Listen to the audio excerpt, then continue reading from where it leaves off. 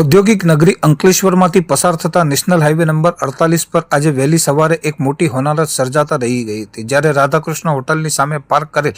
જોખમી કેમિકલ ભરેલ એક કન્ટેનરમાં અચાનક ભીષણ આગ ભભૂકી ઉઠી હતી। કન્ટેનરમાં જ્વલનશીલ કેમિકલ હોવાને કારણે આગની જ્વાળાઓ ક્ષણવારમાં આકાશને આંબવા લાગી હતી અને પ્રચંડ વિસ્ફોટો સાથે નીકળતા ધુમાડાના કાળા ગોટા 5 થી 7 કિલોમીટર દૂર સુધી દેખાતા સ્થાનિક રહીશો અને વાહન ચાલકોમાં ભારે ગભરાટ ફેલાયો હતો। ઘટનાની જાણ થતાં જ અંકલેશ્વરની વિવિધ ફાયર સ્ટેશનોની ટીમો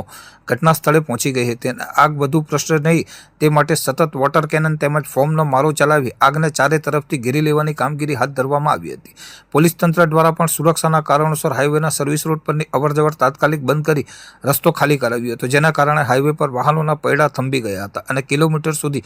ટ્રાફિક જામની સ્થિતિ સર્જાઈ હતી। સદનસીબે કન્ટેનર પાર્ક કરેલ હોવાથી અને ડ્રાઈવર ક્લીનર સમયસર બહાર નીકળી જતા કોઈક મોટી જાનહાનિ થઈ નથી, પરંતુ આગ એટલી ભીષણ હતી કે લાખોની કિંમતનું કેમિકલ અને કન્ટેનર બળીને ખાક થઈ ગયા છે। હાલમાં ફાયર વિભાગ દ્વારા કુલિંગની પ્રક્રિયા